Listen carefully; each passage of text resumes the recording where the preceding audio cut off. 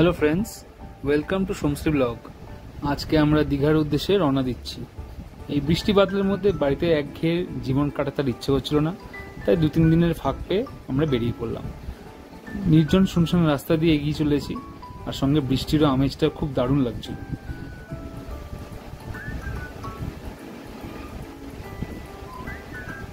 দেখতেই পাচ্ছেন রাস্তা পুরো একদম জলমগ্ন হয়ে আছে, আর যে উইন্ডো পেনটা যেটা ওয়াইপারটা সেটা সারাক্ষণই চলতে আরম্ভ করে দিয়েছে। এরকমই করতে করতে আস্তে আস্তে আমরা এগিয়ে চললাম।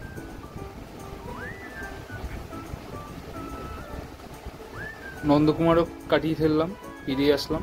এবার সামনের ব্রিজটা পেরিয়ে আমরা দীঘার দিকে ঢুকে গেলাম।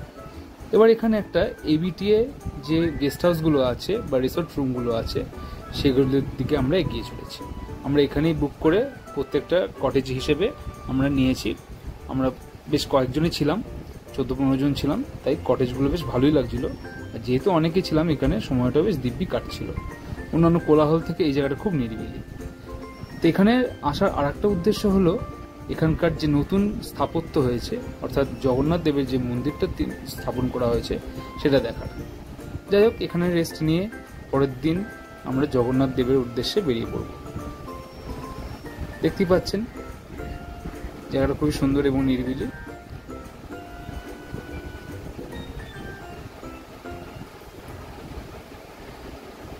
এসে পৌঁছলাম হচ্ছে জগন্নাথ দেবের এই মন্দিরটাতে। জায়গাটা খুবই ফাঁকা এবং খুব পরিষ্কার পরিচ্ছন্নভাবে সাজানো হয়েছে। এই স্তম্ভটা বেশ একটা আলাদা মাত্রা নিয়ে এসেছিল মন্দিরটার সামনে। বলে রাখি, এই সময় আমরা গেছিলাম যে খুবই সুন্দর ওয়েদার ছিল। যদিও কলকাতায় খুব ভারী বৃষ্টি হচ্ছিল, কিন্তু এখানে কিন্তু তেমনভাবে বৃষ্টি আমরা পাইনি। কিন্তু আকাশটা কিন্তু মেঘাচ্ছন্ন থাকায় রোদের তাপটা অনেক কম লাগছিল এবং ফুরফুরে হাওয়াও খুব দিচ্ছিল। অতএব চারদিকে খুব প্লেজেন্ট ওয়েদার ছিল।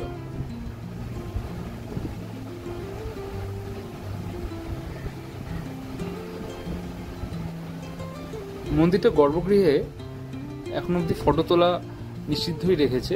পরের দিকে তো আরো নিষিদ্ধ রাখবে, হয়তো পুরো প্রাঙ্গণটাতেই নিষিদ্ধ রাখবে। কিন্তু আমরা যেহেতু নতুন এসেছিলাম, প্রথমের দিকে এগেছি, অর্থাৎ এখানে কিন্তু অতটা তেমন কড়াকড়ি নেই। বিভিন্ন জায়গায় আমরা কিন্তু আরামসে ফটো তুলতে পেরেছি।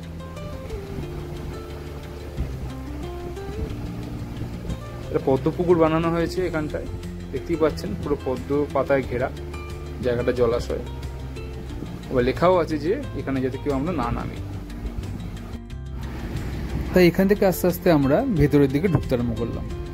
ভেতরে বিভিন্ন রকম জগন্নাথ দেবের মূর্তি রয়েছে, বিভিন্ন রকম অবস্থায় রয়েছে। এটা একটা শায়িত অবস্থায় রয়েছে। বিষ্ণুদেবের সেই অনন্ত শয্যার একটা অবস্থা রয়েছে এখানটা। তারপর আমরা আস্তে আস্তে এগিয়ে চললাম আরো ভেতরের দিকে, যেখানে কিনা জগন্নাথ, বলভদ্র এবং সুভদ্রা তিনজনেরই অবস্থান বা প্রাঙ্গণটা রয়েছে। এই হচ্ছে মেন মন্দির, যেটা সবাইকে আকৃষ্ট করছে। অনেক দূর থেকে আসছে সবাই, এটাকে দেখার জন্যই আসছে। বলে রাখি, পুরীর জগন্নাথ ধামের মতো এখানকার পতাকাটা কিন্তু সমুদ্রের বিপরীত দিকে না, সমুদ্রের হাওয়ার দিকেই কিন্তু উঠছে।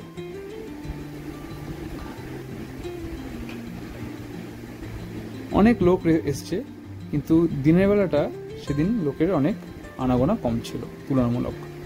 তো যাই হোক, এইসব আমরা সাঙ্গপাঙ্গরা গিয়েছিলাম, সবাই একটু ফটো তুলে নিয়েছি সবাই আস্তে আস্তে করে। এবার আমরা দীঘার মোহনার দিকে বা বিচের দিকে গেছি।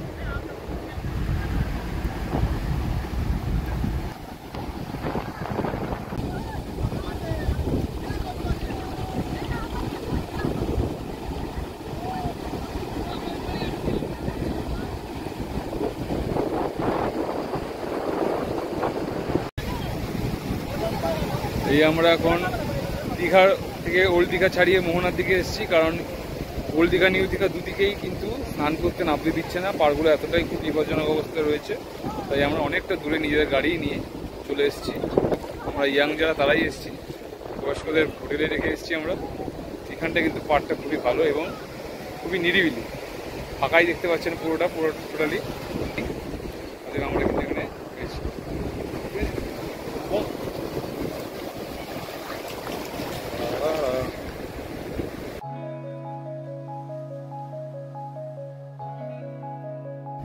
রাতের বেলা ওল্ড দীঘায় একটু রিফ্রেশমেন্টের জন্য আমরা এসেছি সবাই মিলে। রাতের আবহাওয়াটা কেমন লাগে সেটাও তো একটু দেখার বিষয়।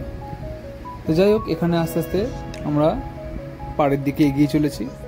সুন্দর ওয়েদারটা, খুব সুন্দর, মানে আবহাওয়াটা রয়েছে, মাহলটা খুব সুন্দর রয়েছে, চারদিকে লাইট জ্বলছে, মিউজিক চলছে, মানে একটা আলাদা ফুরফুরে মেজাজ রয়েছে সবার মধ্যে, আর পরিবেশটা খুব সুন্দর। তবে হ্যাঁ, সকালের তুলনায় রাতে ভিড়টা অনেক বেশি ছিল, কারণ যেহেতু উইকেন্ড ছিল সেই জন্য ভিড়টা অনেক বেশি ছিল। বিভিন্ন আলোক সজ্জা দিয়ে জায়গাটাকে সাজানো হয়েছে।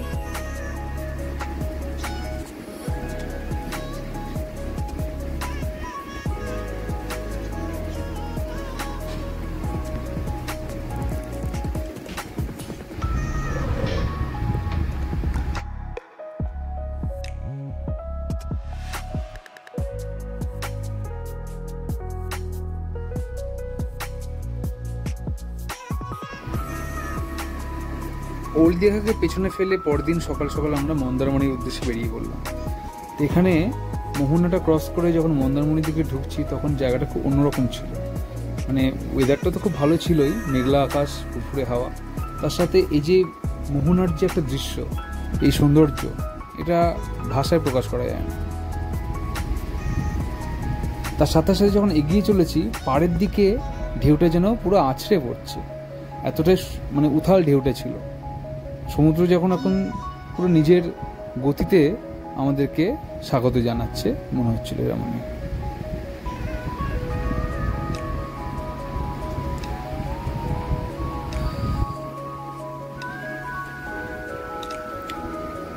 রাস্তাঘাটটা খুব সুন্দর ছিল, পরিষ্কার ছিল, তাই যেতে কোনো অসুবিধা হচ্ছিল না, এবং দূরের দৃশ্যগুলো খুব ভালো লাগছিল।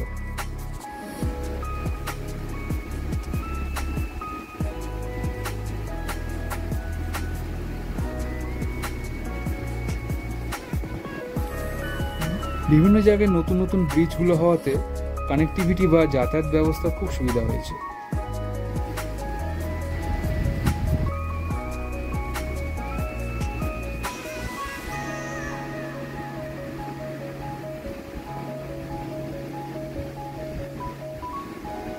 অতএব এই কয়েকদিনের ট্যুরটা খুব ভালোই লাগলো, একটা স্মরণীয় ঘটনা হিসেবে আমাদের মনের মধ্যে দাগ কেটে থাকবে।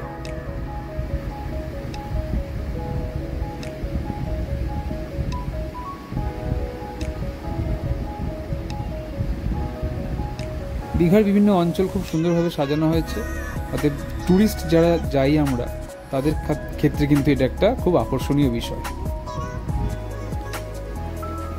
সমুদ্রের ঢেউটা দেখতেই পাচ্ছেন কতটা উত্তাল হয়ে উঠেছে।